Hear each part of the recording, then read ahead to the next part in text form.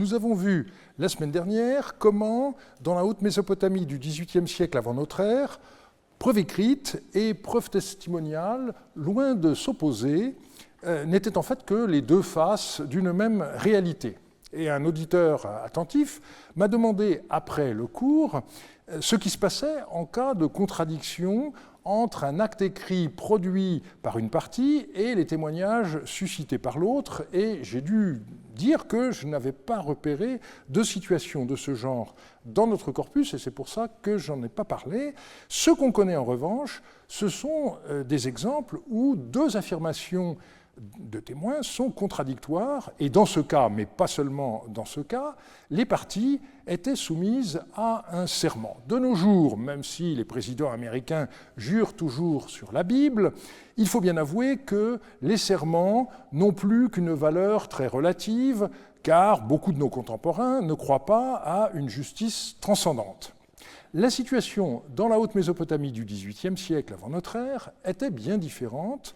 L'existence des divinités n'était pas affaire de croyances individuelles, elle s'imposait à tous les membres de la société, et parfois on avait besoin de voir les cas les plus difficiles tranchés, on avait alors recours à l'ordalie.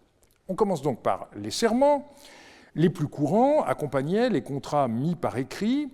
Les parties s'engageaient à ne pas revenir sur l'affaire conclue, qu'il s'agisse d'une vente, d'un mariage, d'une adoption, etc.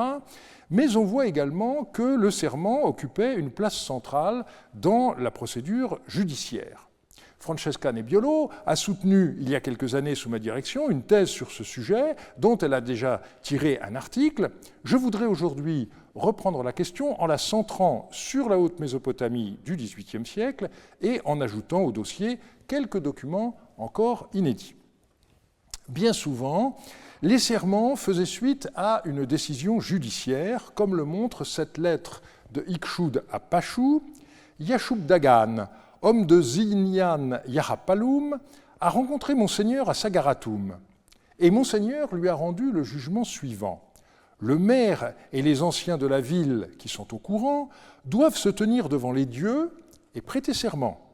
Si les gens n'ont pas fait le partage, l'aîné doit prendre une double part et le cadet une part. Voilà le jugement que leur a rendu Monseigneur. Selon le jugement qu'a rendu Monseigneur, l'éclair du dieu Addou et le dieu Ashtabiel ont siégé. Moi-même, Koussia le maire, les anciens et le district tout entier, nous nous sommes réunis et l'affaire a été exposée. J'ai assigné le maire de la ville et les anciens à prêter serment par le dieu. Tous se sont récriés « Les gens ont fait le partage, nous n'avons pas à jurer ». Yashub Dagan s'est rendu par devant les dieux et a déclaré « Je jure que nous n'avons pas partagé la Hatnutum et que je veux bien donner la Hatnutum au palais. Vu que je me suis tenu au service de Monseigneur et de Madame, je leur donnerai la part du palais. » Aujourd'hui, voilà que cet homme est parti pour chez Monseigneur.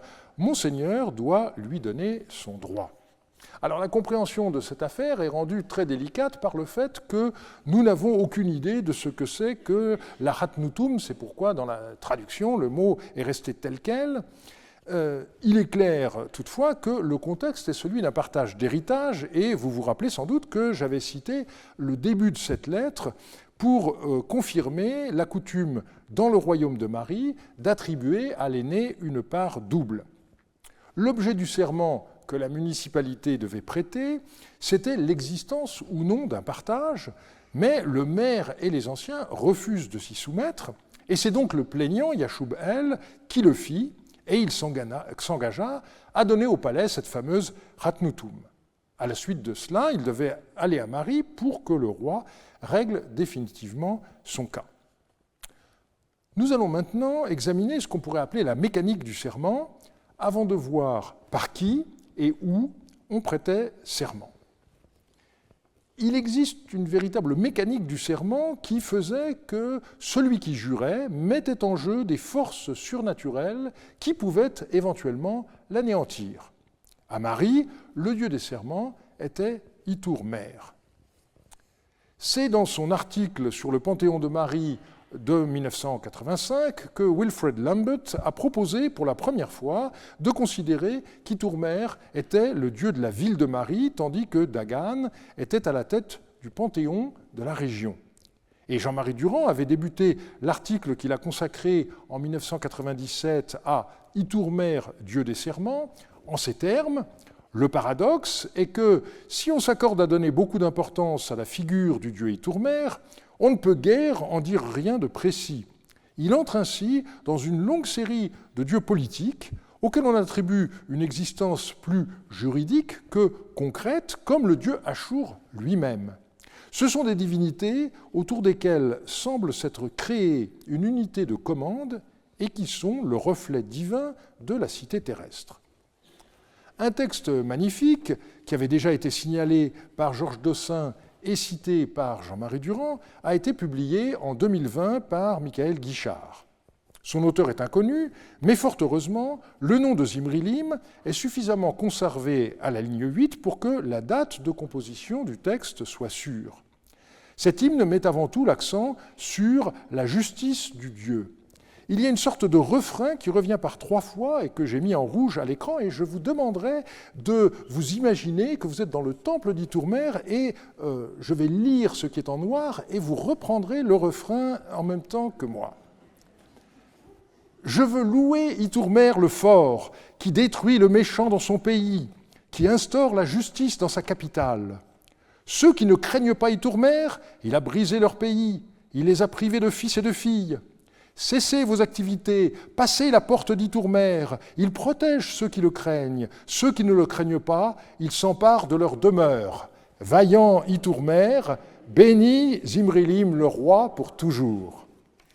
Je veux chanter Itourmer et proclamer sa force, lui qui rend un jugement d'équité, qui gouverne les petits et les grands. Bon relatif au jugement, il, et puis là il y a un passage cassé, se tiennent à sa droite et à sa gauche. Itourmer siège, il scrute le cœur du méchant. Vaillant Itourmer, bénis Zimrilim le roi pour toujours.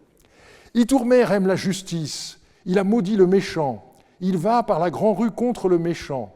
Itourmer frappe le genou du méchant, au passant il tente une embuscade.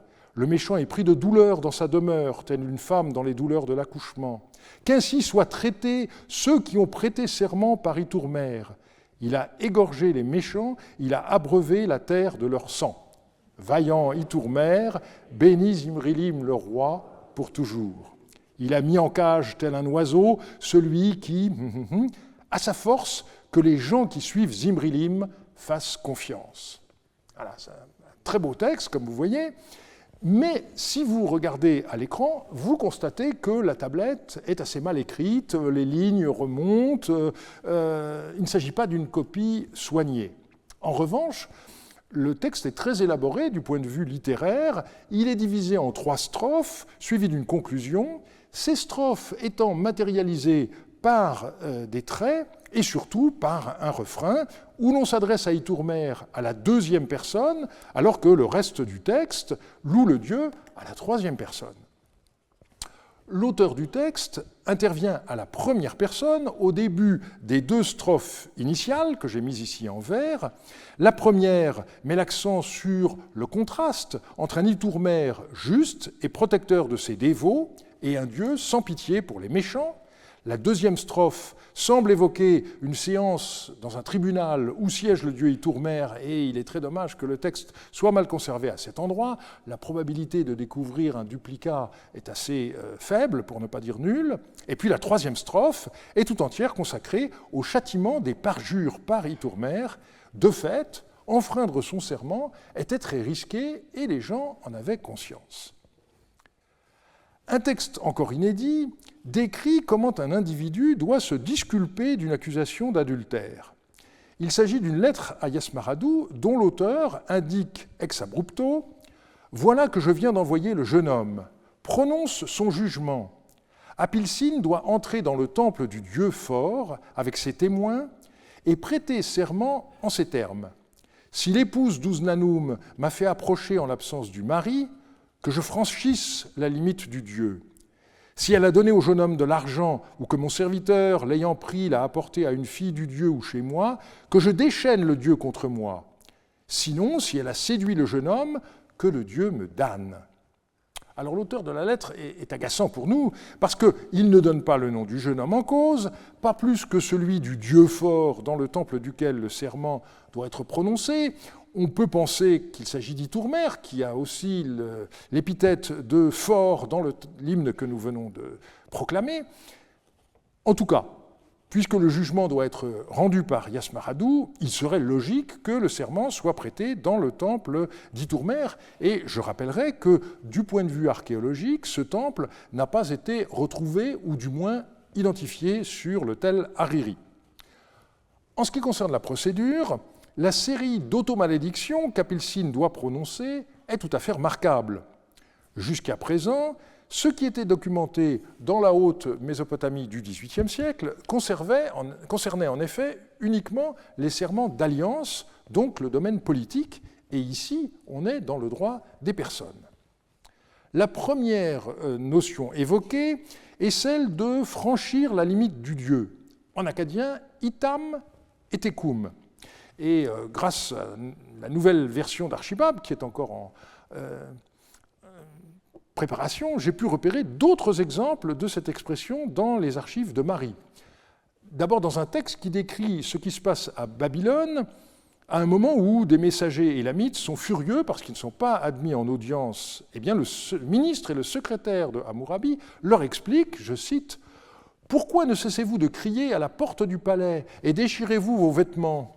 Votre maître a enfreint son serment par les dieux. » Et la tablette dit littéralement « a franchi les limites de son serment par les dieux, ite nishilishu itik, et il se dispose à commettre une faute et agir de façon inconvenante. » Un autre exemple se situe lors d'une période de conflit entre Atamrum d'Andarig et Hammurabi de Kourda. On a déjà parlé de cet antagonisme entre ces deux rois. Atamrum avait mis le siège à la ville d'Ashirum, dans laquelle se trouvaient des soldats de Kourda dirigés par le général Saggar Abi. Yassimel assistait au siège, mais il insista bien au début de sa lettre sur le fait que le roi de Mari, n'ayant pas déclaré la guerre au roi de Kourda, il se tenait à l'écart du combat, se dérobant aux provocations de Saggar Abi. Et Yassimel adressa à ce dernier un message qui n'est pas très bien conservé, mais qu'il me semble possible de restituer ainsi. « Toi, tu as outrepassé la grande limite du Dieu de ton Seigneur, et tu ne cesses de faire des sorties au-devant des troupes de mon Seigneur sans déclaration de guerre, littéralement dans le non-combat. Combattre sans une déclaration de guerre en bonne et due forme constituait manifestement une grave infraction dans le code diplomatique de cette période. » Il nous faut maintenant étudier une autre expression essentielle dans ce contexte. Elle se dit en akkadien « asakam akalum », qu'on traduit souvent par « manger un tabou » ou « manger un serment sacro-saint ». Alors, comment est-ce qu'on peut manger un serment ? Eh bien, on va voir. J'ai déjà consacré 2 études à ce sujet et je vais brièvement les résumer. On pouvait aussi bien jurer, tamum, que manger akalum, non seulement un serment nishum, mais aussi un tabou asakum, ou encore des substances désignées par le surmérogramme sar-mesh. Et on n'est pas tout à fait sûr de ce qu'il s'agit. En tout cas, si on veut expliquer ces permutations, on est amené à penser que l'énoncé du serment s'accompagnait de l'ingestion de matières porteuses d'une malédiction au cas où le jureur transgresserait son serment. Une sorte de bombe à retardement, si vous me pardonnez l'expression. Et cette conception est explicite dans un serment plus tardif d'époque néo-assyrienne, je cite, « De même que le pain et le vin pénètrent dans vos intestins, que de même les dieux mentionnés fassent entrer ce serment dans vos intestins et dans ceux de vos fils et de vos filles. » Et donc la combinaison de ces 2 formules, celle de la sakoum que l'on mange et celle de la limite que l'on franchit, apparaît dans une lettre de Tzidki Epur. Celui-ci fut le ministre de l'économie de Zimrilim à la fin de son règne, et il proteste de n'avoir privé personne des terres auxquelles chacun avait droit, ajoutant « Celui à qui j'aurais retiré son champ ou sa ferme, parmi les notables, les domestiques et les serviteurs de mon Seigneur, si ne serait-ce qu'un homme se lève et m'en convainc, il me montrerait comme quelqu'un qui a mangé le serment sacro-saint, on retrouve l'expression asaka makalum, quelqu'un qui a mangé le serment sacro-saint de son Seigneur et qui a franchi la limite. » L'addition des deux formules est unique et elle souligne manifestement l'indignation du ministre à l'idée qu'on puisse mettre sa probité en doute.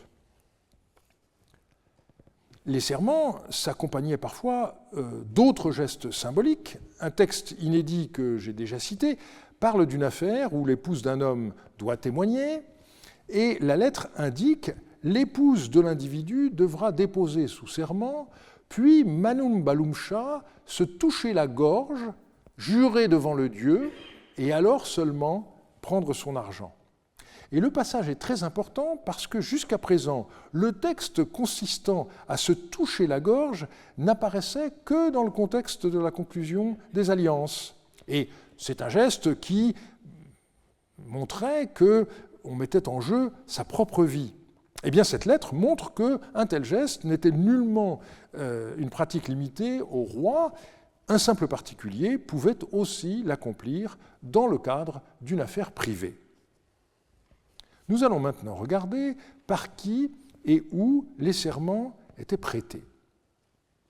La rédaction des serments des textes juridiques paléo-babyloniens comporte deux possibilités principales. La première consiste en une mention du roi seul, nommé ou pas, dans le tableau qui est affiché à l'écran. On relève des cas où le souverain est mentionné par son nom, ARM 8.2 sous Sumuyamam, ARM 8.4 sous Yasmaradou et ARM 8.10 sous Zimrilim. Le Zi commence une lacune, mais il n'y a pas de doute sur la restitution du nom du roi. On note deux cas particuliers. Dans ARM 8.16, le nom de Zimrilim est précédé par celui du roi alors défunt Yardunlim, et dans ARM 8.11, le serment nomme, en plus de Samsiadou et de Yasmaradou, l'ancêtre divinisé Awin. Le deuxième schéma classique énumère la divinité locale ou les divinités locales, puis le dieu de la capitale et enfin le roi. Donc dans le royaume de Babylone, à Dilbat par exemple, on a des serments par Ourash, qui est la principale divinité locale, Marduk, le dieu de Babylone, et le roi. Eh bien, les textes juridiques découverts à Marie montrent des schémas différents. La difficulté principale pour les commenter, c'est notre ignorance, la plupart du temps, du lieu de rédaction de la plupart de ces textes qui ont atterri dans le palais. Vous vous rappelez ce que nous avons dit à cet égard. Le texte ARM 8, 85, le voici. Rédigé à Hanat, dont on a déjà parlé, fait exception, sont invoqués Dagan, donc, qui est le dieu de la région, Itourmer, qui est le dieu de la capitale, Hanat, qui est la déesse locale, puisque l'affaire se passe dans la ville de Hanat, et puis le roi. Très simple est également le cas des textes qui mentionnent Itourmer, le dieu de Marie, et le roi. On le voit dans l'inédit A2282 sous Yasmaradou, et dans l'inédit A2154 sous Zimrilim. Et c'est la formule qu'on attend pour des textes juridiques rédigés dans la capitale. Certains textes ajoutent devant Itourmer et le roi une autre divinité, comme Adou, sous la forme de l'idéogramme d'Ingir Ishkur dans ARM 8.3, sous Sumuyamam, ou encore Shamash dans ARM 8.1, sous Yasmaradou. Je m'étais jadis étonné que certains textes mentionnent simplement Adou et le roi, comme dans ARM 8.14 sous Yasmaradou, mais on sait maintenant que ce texte, qui appartient aux archives de Yarimadou, a été rédigé dans la ville d'Appan, dont la divinité protectrice était le dieu de l'orage Adou. Vous vous rappelez ce que nous en avons dit il y a 2 semaines. On trouve parfois seulement Dagan et le roi dans l'inédit T309 sous Yardunlim, ou encore dans ARM 8.6 sous Yasmaradou. Et curieusement, c'est dans 2 lettres qu'on trouve le schéma qui deviendra classique après la chute de Zimrilim. Une première lettre dit « Il a mangé l'assakoum de Dagan et d'Itourmer, l'assakoum de Samsiadou et de Yasmaradou ». Donc il y a Dagan, Itourmer et les 2 rois de l'époque, puisque sous Yasmaradou, il y a également la tutelle de son père Samsiadou. Et puis dans ARM 3.19, qui date de l'époque de Zimrilim, je leur ai fait prêter un serment par Dagan, Itourmer et Monseigneur, donc Zimrilim. Dans ce schéma, eh bien, on voit donc que Dagan figure comme la divinité régionale, et j'ai déjà dit que, d'une certaine façon, la situation de Dagan à Terka, sous Yasmaradou et Zimrilim, était un peu analogue à celle du dieu Enlil à Nippur. Enlil, en effet, n'était pas le dieu de Nippur, mais le dieu de tout Sumer. Eh bien, et c'était Ninurta qui était le dieu de la ville de Nippur, par qui on jurait dans les textes juridiques, et à qui on vouait des religieuses Naditum. De la même manière, Dagan était le maître de tout le Moyen-Euphrate, avec son temple principal à Terka, mais les véritables dieux de Terka, c'est la paire formée par Lagamal et Ikshudum. En dehors des contrats mis par écrit, comment étaient choisis les dieux par lesquels un individu ou un groupe devait jurer? Il s'agissait d'abord de divinités locales. Dans une lettre à Yasmaradou, Hamanum, qui était le gouverneur de la région du Surum, raconte par le menu une querelle des clans locaux relative à l'accès à l'eau. Parmi leurs anciens qui se sont réunis, on a choisi 15, et puis un mot cassé. Ils ont prêté serment à Itourmer, au dieu Yablia, à la déesse Hanat, à Shamash et à Dou. Les anciens des Souréens ont déclaré sous serment « Le clan Pouliila tient les Oued et le clan Bar Halanum tient la limite de la steppe.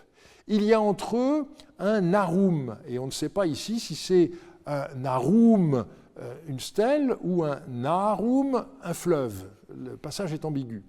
Le clan Bar Halanum n'a pas reçu les Oued. Les témoins des Souréens ayant fait connaître les accords jurés, j'ai élevé un monument commémoratif et j'ai égorgé des béliers à Ilou. » Il est intéressant ici de voir intervenir, outre le dieu de Marie Itourmer, des divinités locales dont les noms sont aussi ceux des 2 villes majeures de la région, Yablia et Hanat. Donc on a ici une divinisation du lieu, comme sur le Tigre, c'est le cas de Achour, qui est à la fois le nom de la ville et le nom du dieu principal de la ville. Et puis s'ajoutent dans notre texte 2 divinités majeures du panthéon mésopotamien, le dieu soleil Shamash et le dieu de l'orage Adou. D'une façon très intéressante, une lettre du chef nomade Ibal-El présente une alternative.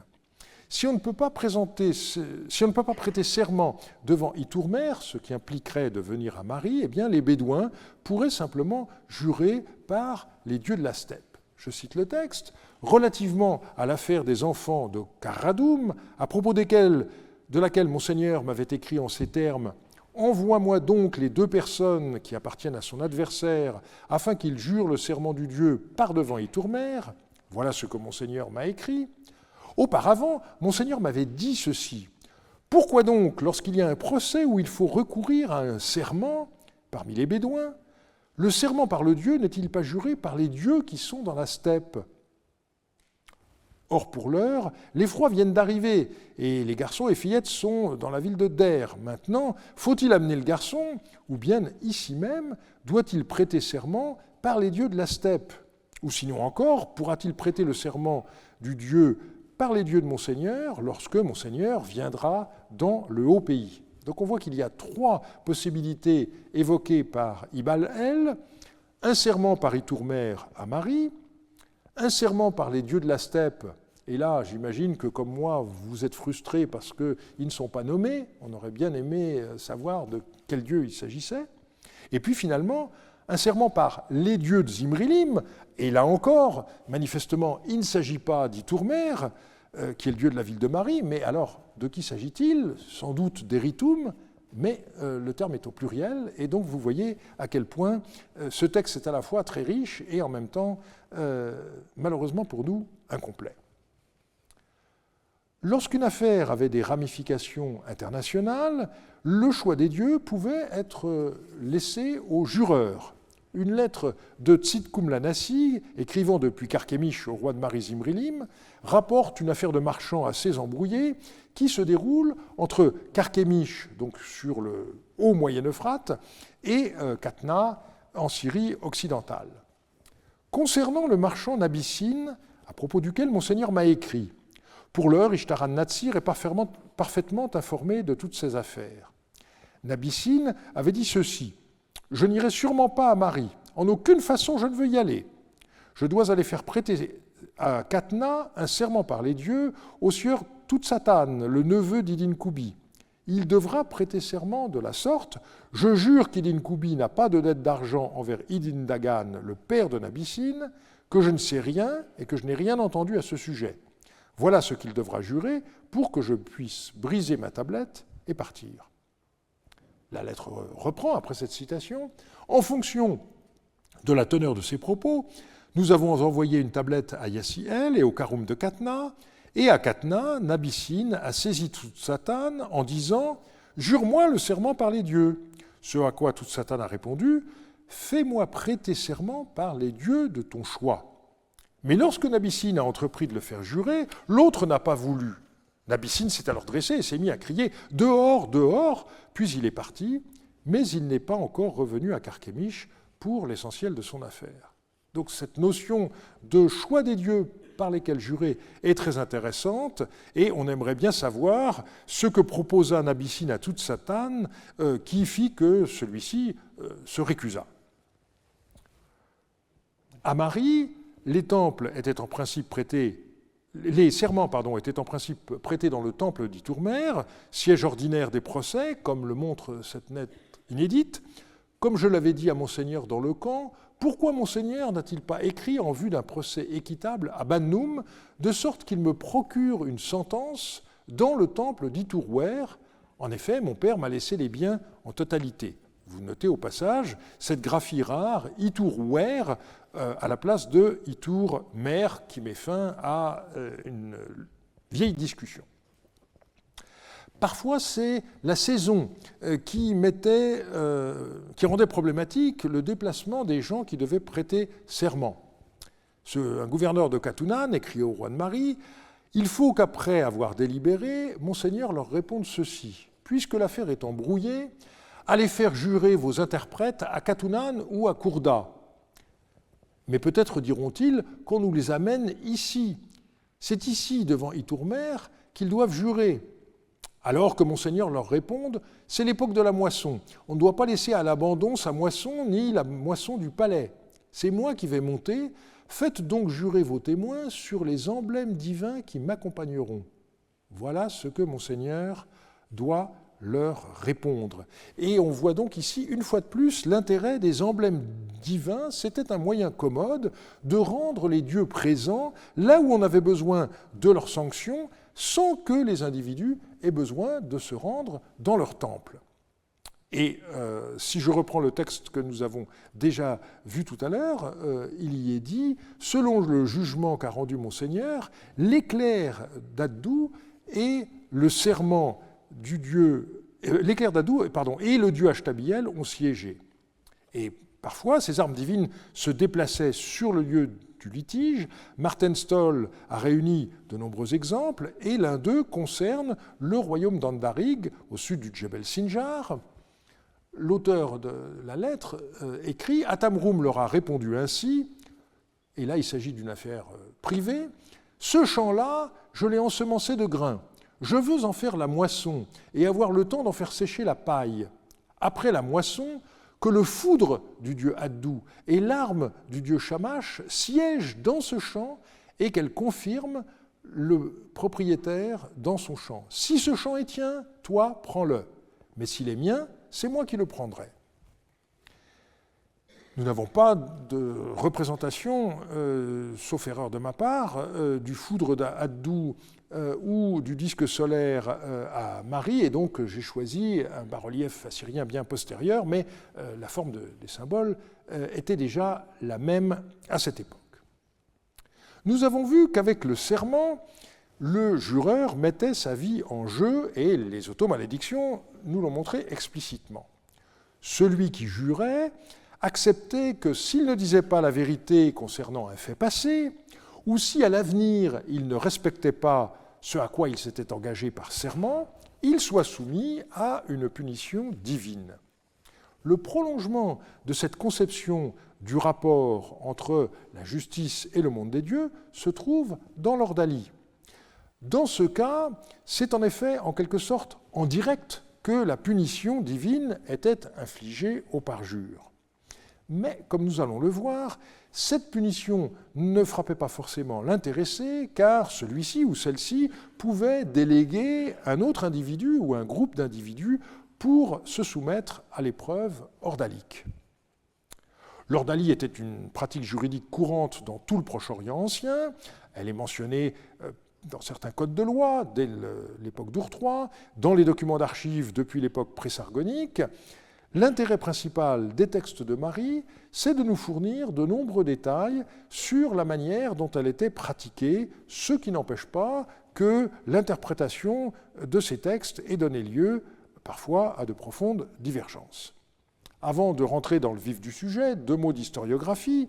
Le premier texte relatif à une ordalie, c'est celui que Dossin dédia à Paul Cochaquer en 1939, et 9 ans plus tard, il faisait à l'Académie une communication sur l'ordalie à Marie où il citait en traduction 2 nouvelles lettres.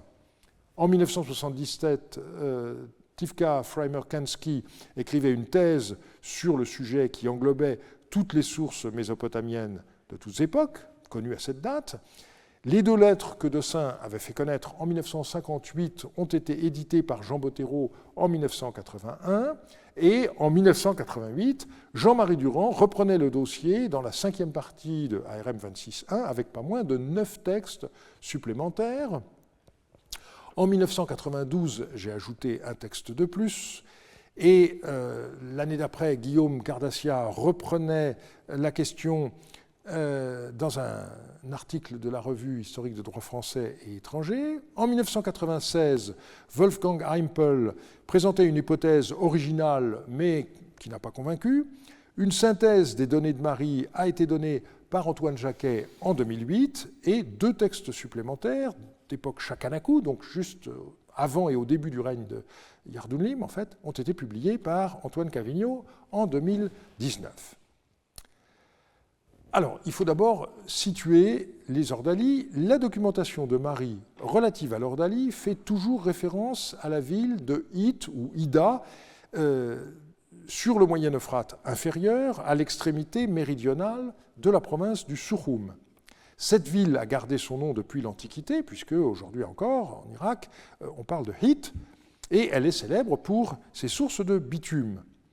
Dans certains textes, Hit ou Ida est mentionné explicitement, et dans d'autres, le rapport sur l'épreuve ordalique est fait par Meptoum, qui était le représentant de Zimrilim dans la région du Souchoum. Pour décrire une ordalie, on disait à peu près uniformément « aller au fleuve », mais le problème, c'est que Dingir Isset ou Dingir Isset Da cet idéogramme servait à désigner à la fois le fleuve divinisé et la ville de Hit. Il est tout à fait remarquable de voir à quel point les ordalies se cristallisent, si je puis dire, en ce lieu précis. On voit des gens venir depuis l'Ida Maratz, donc triangle du Rabour, depuis les régions occidentales, Alep, Carchemish, Imar, et même, on va le voir, d'Elam. C'était Meptoum qui dirigeait sur place les opérations, dans un certain nombre de cas, Voici le début d'un de ses comptes rendus au roi de Mari, Zimrilim. Une troupe de Yamhadéens est descendue vers moi. Cette troupe accompagnait une fillette, un jeune garçon et une femme pour subir l'ordalie, littéralement pour plonger dans le fleuve. Je me suis enquis d'une autorisation royale.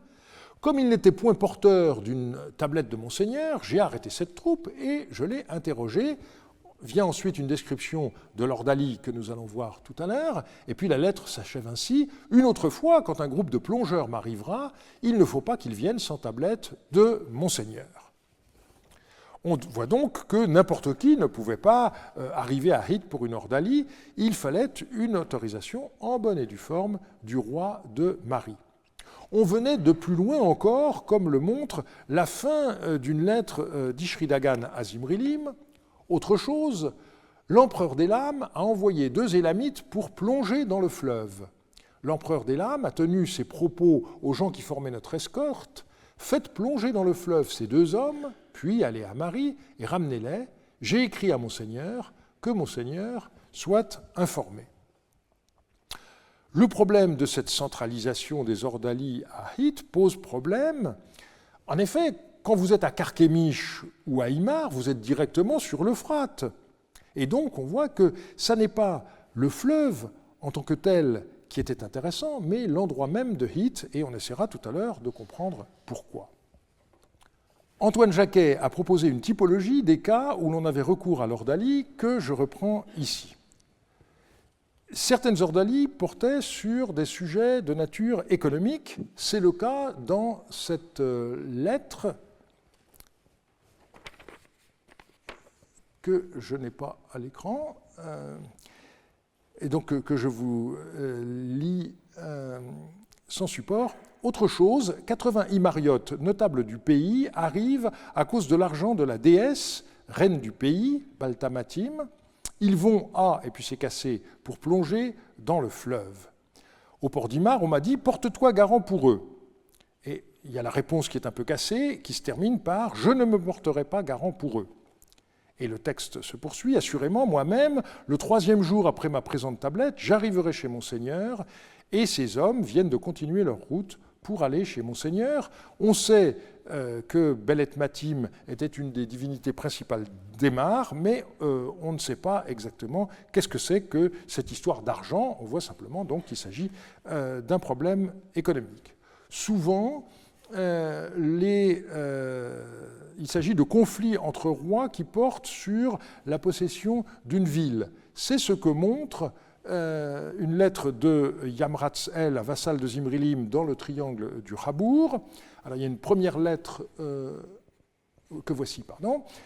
Au sujet des villes que le sire Damas détient, Monseigneur a rendu ce jugement et il a fixé, et puis là il y a une cassure, à présent, Atamroum vient d'entrer à Shubat-Enlil, maintenant que Monseigneur écrive à Atamroum pour qu'il règle l'affaire de ces villes. Lorsque le sire Damas s'est emparé de ces villes dans leur totalité appartenaient bel et bien à Monseigneur seul. Cet homme doit aller au fleuve, encore une fois, se soumettre à une ordalie. S'il remonte donc de l'eau, une seule ville entraînera l'autre, on a un parallèle pour l'expression. S'il n'en est pas ainsi, quel droit aura-t-il sur ces villes? Il faut qu'il rende complètement mes villes.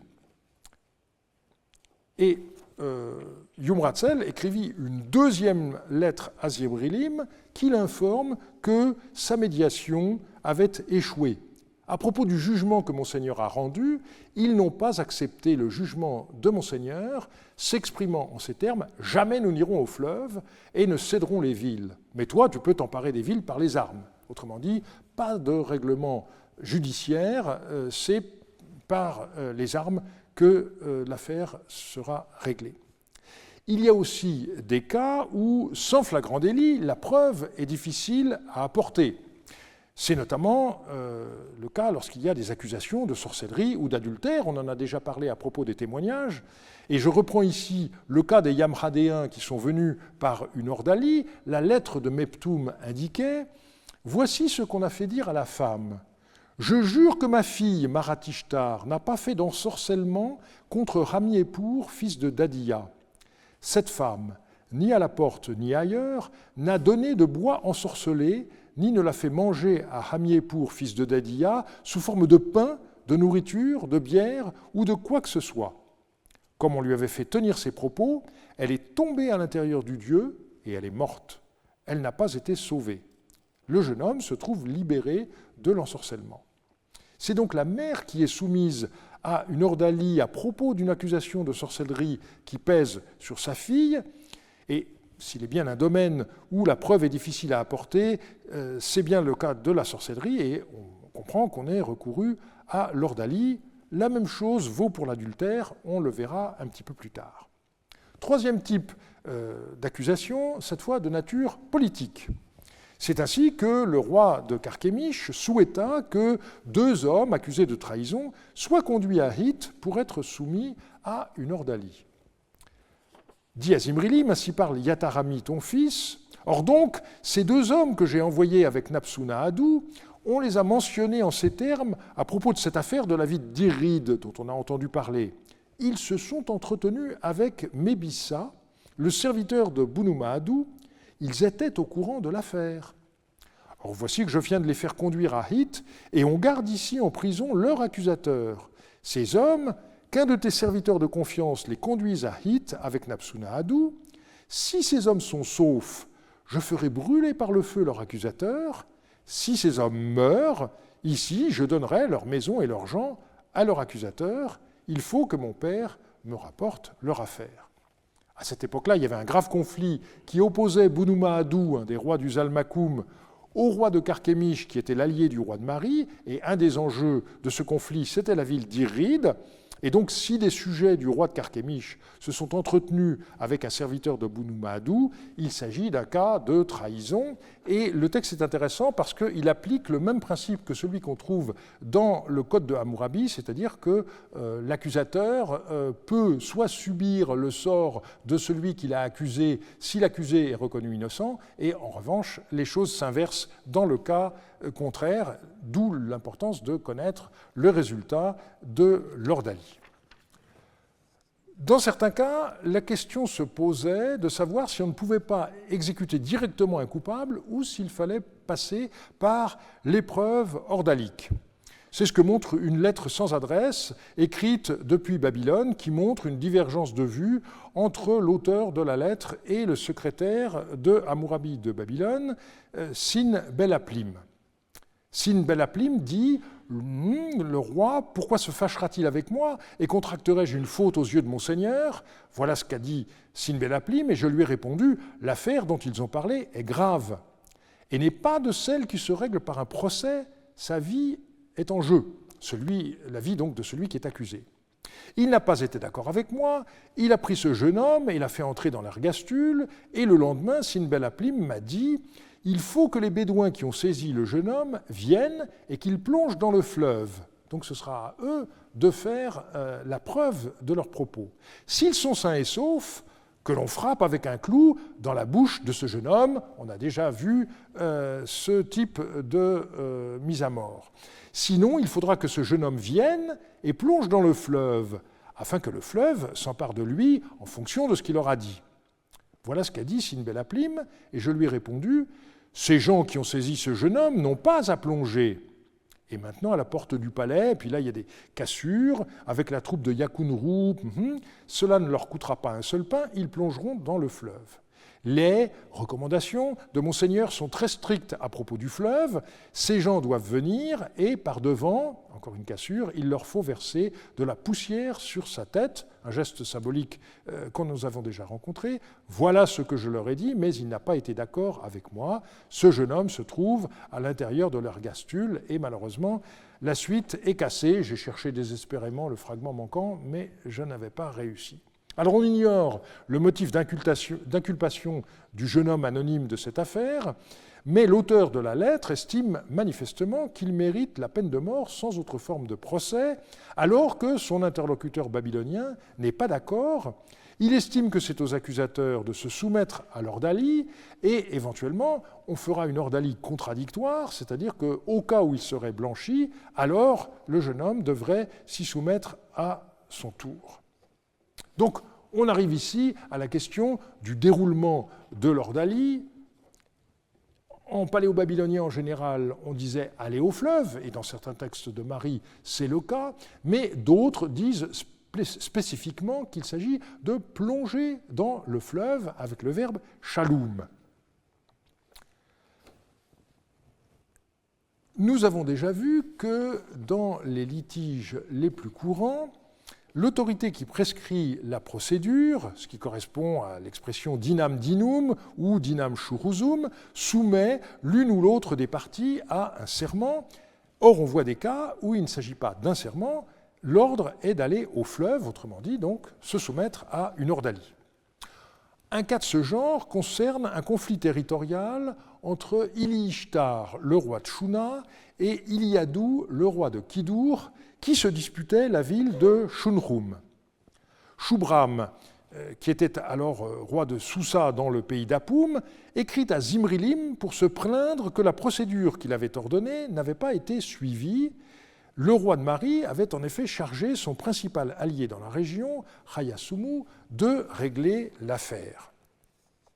Quand Hayasumu est revenu de chez Monseigneur, écrit Shubram, au terme que Hayasumu avait fixé, conformément à l'ordre de Monseigneur, moi et les anciens du pays d'Apoum, les notables, Iliadou, le roi de Kidour, et ses anciens, nous nous sommes rendus chez Hayasumu. Mais lui, c'est-à-dire Ili-Ishtar, le roi de Shuna, n'est pas venu et il n'a pas envoyé ses anciens. Il a envoyé Zakou, son serviteur, et un commis avec lui. Et Hayasumu nous a procuré la sentence suivante. Si cette ville est bien ta ville, que 2 hommes et 2 femmes originaires de Shuna prennent de la terre de cette ville et qu'ils plongent dans le fleuve en parlant en ces termes, je jure que cette ville est ma ville et que depuis les temps anciens, elle a été donnée comme part au clan Yabasoum. Je jure que ce ne sont pas les gens d'Apoum qui l'ont donnée en présent. Qu'ils disent cela, qu'ils plongent et qu'ils prennent cette ville. Sinon, que 2 hommes et 2 femmes originaires d'Apoum prennent de la terre de cette ville, qu'ils plongent dans le fleuve en disant « Je jure que cette ville appartient à Shubram et que depuis les temps anciens, elle a été donnée comme part au clan Hana. » Qu'ils disent cela, qu'ils plongent et qu'ils prennent cette ville. Voilà la sentence que Hayasumu nous a procurée, mais lui, Ili-Ishtar, n'a pas accepté la sentence que Hayasumu nous a procurée. Alors on ne sait pas très bien pourquoi Shubram se trouve impliqué dans cette affaire qui oppose les rois de Kidum et de Shuna, mais ce qui m'intéresse ici, c'est avant tout la manière dont Hayasumu organise l'affaire selon les instructions reçues du roi de Mari. Il procure une sentence, à nouveau dinam shuruzum aux parties, et en fonction de cela, l'une ou l'autre des parties doit déléguer des gens qui vont plonger en ayant pris symboliquement un morceau de terre de la ville et ils plongeront après avoir émis leurs revendications territoriales. On comprend qu'il ne soit pas question ici de titre de propriété, puisqu'il s'agissait de savoir à quel clan simalite appartenait la ville de Shunrum, au clan des Yabasoum ou au clan des Rana, et donc ceci renvoie au moment où les Simalites se sont installés dans la région, à une date que malheureusement nous ne connaissons pas. Les exemples que nous avons déjà examinés nous ont montré que l'ordalie consistait donc à faire plonger des gens dans le fleuve. Une lettre d'Ibalpiel à Zimrilim décrit de façon très simple l'épreuve ordalique. Le jour où j'ai passé la nuit à Hit, au matin, en notre présence, l'homme, le frère de Hamikuna, ainsi que la femme que mon Seigneur avait envoyée pour plonger, ont plongé. L'homme est ressorti sain et sauf, et la femme est ressortie aussi. Tous 2 sont ressortis. Mais les choses sont parfois plus compliquées, comme nous l'apprend une lettre de Meptoum. Et donc, c'est toujours la question de départager Shubram et Hayasumu. En ce qui concerne le groupe de plongeurs de Shubram et Hayasumu, que mon Seigneur m'avait envoyé, j'ai envoyé avec ce groupe de plongeurs des prud'hommes de confiance. Pour commencer, ils ont fait plonger une femme et elle est sortie de l'eau. Après elle, ils ont fait plonger un ancien. En nageant sur une distance de 80 mesures, en plein milieu du Dieu, il a réussi, puis il est sorti. Après lui, on a fait descendre une 2e femme et elle est sortie. Après elle, le fleuve a englouti une 3e femme. Étant donné que l'ancien n'avait prouvé de droit que sur une longueur de 80 mesures et que le fleuve a englouti la 3e femme, Les gens de Hayasumu n'ont pas été d'accord pour qu'on fasse plonger les 3 femmes suivantes. Ils ont établi ceci. Ville et terre ne sont pas à nous. L'ancien est tombé aux pieds des gens de Shubram en disant « Ne faites pas plonger les femmes suivantes, qu'elles ne meurent pas. Nous voulons bien produire une tablette de non-revendication au sujet de la ville et de la terre, de sorte que nul ne revendique pour la suite des temps, la ville et la terre appartiennent bel et bien à Shubram. » Par devant les prud'hommes, les domestiques babyloniens et les anciens de la ville, on leur a fait rédiger une tablette de non-revendication. J'envoie donc maintenant ce groupe de plongeurs chez Monseigneur, que Monseigneur les interroge. Donc c'est une lettre qui est cruciale par différents aspects. Elle montre d'abord qu'il s'agissait d'un véritable exploit sportif. Selon l'interprétation de Jean-Marie Durand, il fallait qu'un groupe de gens plonge dans le fleuve, remonte à la surface et parcourt une certaine distance. Et on voit bien ici que le fait de couler était considéré comme un verdict de culpabilité de la part du Dieu, même si l'emploi du verbe « rechum » est étrange. Alors, un des sens de ce verbe, c'est en effet déverser, et notamment au sens sexuel, inséminer, engendrer. Et la traduction engloutir de Jean Bottero est purement contextuelle. Jean-Marie Durand avait hésité sur le sens du verbe, mais la traduction qu'il avait retenue, épousée, n'est pas très convaincante.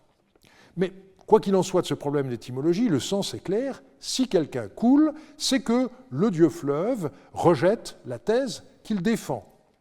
Et un des éléments qui me paraît ici essentiel et qui n'a guère retenu l'attention des commentateurs jusqu'à présent, c'est la réaction de l'ancien. Celui-ci propose de rédiger une tablette de non-revendication. Et le mot qui est employé, qui est ici en rouge, tupi la ragamim, c'est exactement le même que celui qu'on trouve dans la plupart des procès de Mésopotamie centrale et méridionale. Alors évidemment, dans le cas présent, on aimerait bien posséder le document qui a été mis par écrit, mais en tout cas, ça montre tout à fait que l'ordalie s'inscrit complètement dans le cadre d'une procédure judiciaire normale. C'est simplement les moyens d'établir la preuve qui diffèrent. Ce qui est intéressant, c'est qu'on possède une lettre de Shubram qui se rapporte manifestement au même cas. Je la cite. « Au sujet de mes villes que Hayasumu détient, j'avais exposé ma plainte devant mon père, c'est-à-dire Zimrilim, à 1 ou 2 reprises. À présent, les gens de Kourdouba ont pris la ville de Kalmatoum. Moi-même et Hayasumu, nous avons été en contestation devant mon père. Mon père a assigné au fleuve mes anciens et les anciens de Hayasumu. Une femme de Hayasumu est tombée dans le fleuve. Le dieu de mon fleuve m'a jugé. Je me trouvais dans mon droit. Alors, mon père a rendu le jugement que voici. Une ville entraîne l'autre. » Alors ici, on peut supposer que les gens, en plongeant, n'ont mentionné qu'une des 2 villes et qu'on considère que ça suffit pour toutes les villes.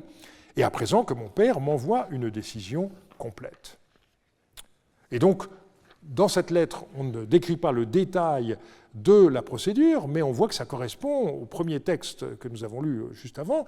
C'est une femme qui faisait partie du groupe des plongeurs de Hayasumu qui a succombé, et donc on voit une sorte de double jugement. Le dieu fleuve a jugé et confirmé le droit kittum de Shubram, mais c'est Zimrilim qui, en définitive, tranchera le cas. La suite de cette lettre, qui concerne un autre cas, montre un autre élément essentiel. Les parties devaient se mettre préalablement d'accord sur le libellé de ce que le plongeur devait déclarer. Autre chose, en ce qui concerne le groupe de plongeurs de Yarkabaddou, à propos duquel Monseigneur m'a écrit précédemment, le Shangum et Ashtamarum, le préposé Shaknum de Hit, sont venus me trouver. Au sujet de Hamat Sakanim, de la famille de Samsiadou, que le fleuve a englouti, ils m'ont dit « Voici comment nous l'avons fait plonger ». Et là, il y a une citation dans la citation. « Puisses-tu couler si ta maîtresse a fait de la sorcellerie contre Yarkabaddou, son seigneur, si elle a révélé les affaires du palais, et si un autre a ouvert l'entrejambe de ta maîtresse, et qu'ainsi ta maîtresse a fauté envers son seigneur. C'est à propos de cela qu'on l'a fait juger. Le fleuve l'a engloutie. Elle n'est pas remontée. » Alors Jean-Marie Durand avait traduit les lignes 37 à 41 sous forme de questions. Ta maîtresse a-t-elle fait de la sorcellerie contre Yarkabadou, son seigneur? A-t-elle révélé les affaires du palais?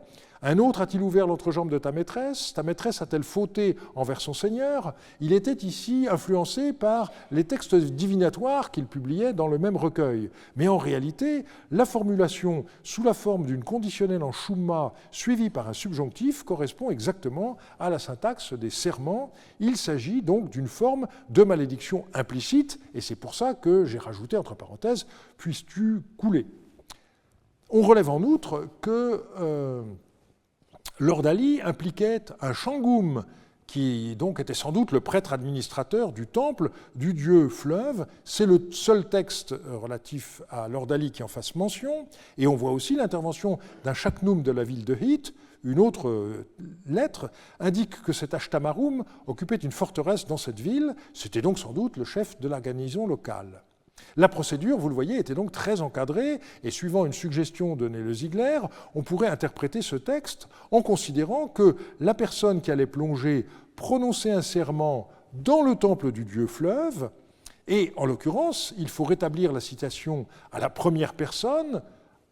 Amat Sakanim aurait donc prononcé dans le sanctuaire cette auto-malédiction que je coule si ma maîtresse a fait de la sorcellerie contre Yarkabadou, son seigneur, etc. Puis elle aurait été conduite au fleuve, où la malheureuse aurait sombré. Donc il faut l'avouer, les descriptions de l'épreuve même de l'ordalie ne sont pas aussi claires qu'on aurait pu le souhaiter, et à la suite des nouveaux textes publiés par Jean-Marie Durand, en 1988, deux théories différentes ont été émises. D'abord, celle de Wolfgang Heimpel, qui a publié un article très original qui mettait l'accent sur le fait que la caractéristique de Hit, c'était la présence de sources de bitume. Et pour lui, l'épreuve consistait à plonger dans une de ces sources. Mais il s'appuyait surtout sur un texte littéraire du premier millénaire et il était obligé de distordre certaines des données des textes de Marie pour les faire entrer dans son schéma. Et donc, tout le reste invite à croire que l'ordalie était bien effectuée en plongeant dans le cours d'eau. Et si la théorie de Heimpel était juste, il devrait y avoir au moins un texte de Marie qui fasse allusion au bitume. On en a suffisamment, ça n'est pas le cas. Reste que Hit était un lieu particulier et que les sources du bitume étaient certainement vues comme le signe d'une présence particulièrement intense du dieu fleuve à cet endroit. Et puis, un peu plus tôt, Guillaume Cardassia avait élaboré une nouvelle façon de comprendre qui prenait en compte un texte que j'avais publié en 1992. Celui-ci semble à première vue très différent de ce que nous avons vu jusqu'à présent. On a une liste de champs dont on indique la situation cadastrale et pour l'une des parcelles, il y a une notice tout à fait étonnante. 70 arpents, champs, nouveaux terrains inondables. Au sujet duquel champ, Abimatar et Alpan ont eu un procès. Abimatar est allé chez Yardunlim et il a apporté 10 mines d'argent et 1000 moutons à Yardunlim en disant « Sauve-moi ! Si le champ appartient à Alpan, qu'un serviteur d'Alpan soulève une meule et lui fasse traverser le fleuve. » Le serviteur d'Alpan a soulevé une meule, mais il a coulé pendant sa traversée. Un serviteur d'Abimatar a soulevé une meule, il lui a fait traverser le fleuve, et ainsi Abimatar s'est emparé du champ. Et Yardunlim a saisi sa main par devant Sintapé, le vizir de Yardunlim. Donc on a ici un exemple de ce qu'on appelle une ordalie double, et on pourrait s'étonner qu'on n'arrête pas l'épreuve après que le premier champion a coulé, mais le texte est parfaitement clair. Alors ce qui est intéressant, c'est qu'ici, il est question non pas de nager sur une certaine longueur, mais il est question de traverser le fleuve, et pour Guillaume Cardassia, les francophones interprètes des autres textes de Marie ont été victimes de la traduction de Shulum par plonger. Il serait simplement question d'immersion. D'où sa théorie. La discussion précédente conduit à penser que l'ordaliste entrait dans l'eau sur ses deux jambes. Il s'avançait vers le milieu du fleuve, perpendiculairement à la rive, jusqu'à trouver une eau assez profonde pour que le dieu puisse à son gré le prendre ou l'épargner. La distance imposée était prévue à cette fin. Le patient se trouvait bien alors au sein du dieu. L'hypothèse vient d'être confirmée par le texte récemment publié par Charpin, où deux personnages se disputent un terrain situé aux bordures de l'Euphrate. Leurs champions devront soulever une meule et traverser le fleuve. Sur un point, le document apporte à notre hypothèse une confirmation irréfutable. L'épreuve consiste à traverser le fleuve et non à le longer. On nous accordera peut-être aussi que les champions n'ont pas plongé, mais marché. Ils n'auraient pu plonger et nager lestés d'une meule. Ils la portaient vraisemblablement sur leur tête, suivant l'usage commun. L'espèce est atypique à deux égards, le port de la meule et la traversée complète. Charpin explique le second trait en supposant, à juste titre, que le champion devait atteindre la terre convoitée pour en prendre symboliquement possession. Dans les ordalies communes, la traversée ne s'imposait pas, le patient devait s'avancer suffisamment dans le fleuve pour s'exposer au jugement divin. Alors c'est une idée qui est intéressante, mais qui suscite aussitôt des interrogations, parce que selon la saison à laquelle avait lieu l'épreuve, le niveau de l'Euphrate était en effet très différent, le courant plus ou moins fort, donc il y avait des tas de paramètres, et on se demande comment tout ça pouvait être pris en compte par les gens qui arbitraient l'épreuve. Et je terminerai par un texte qui a été découvert par Jean Margueron à Marie en 2002 et qui a été récemment publié par Antoine Cavignon. Une nouvelle traduction et étude de ce document par Ilya Arhipov doit paraître prochainement. Selon ce dernier, l'objet du litige est un terrain nu sur lequel un individu a bâti une maison. Et le texte enregistre les déclarations différentes à ce sujet de 5 individus. Et donc le problème ici, c'est qu'on n'a pas affaire à une alternative, comme dans les cas qu'on a examinés jusqu'à présent. Il faut choisir entre 5 thèses. Et le document, qui est un peu cassé, se termine heureusement de façon claire, mais tout à fait étonnante. Si parmi ces 5 individus qui vont plonger dans le fleuve, si tous meurent, il n'y a rien. Si un homme meurt et 4 hommes survivent, il n'y a rien. Si 2 hommes meurent et 3 hommes survivent, il n'y a rien. Si 3 hommes meurent et 2 hommes survivent, il n'y a rien. Si 4 hommes meurent et 1 homme survit, nous agirons selon la déclaration de l'homme qui a survécu. Donc il est très remarquable de voir la façon dont un tel protocole était établi avant que l'épreuve ordalique soit accomplie. Il reste que nous sommes très étonnés de voir envisager la possibilité d'avoir jusqu'à 4 morts pour trancher une affaire immobilière. On voit de plus en plus clairement qu'il n'y avait pas alors de séparation entre droit privé et droit international. On trouve dans les 2 domaines les mêmes pratiques en ce qui concerne les automalédictions, l'accomplissement de gestes symboliques comme le fait de se toucher la gorge ou encore le recours à l'ordalie. La semaine prochaine, nous traiterons la question du droit public et je vous remercie de votre fidélité et de votre attention.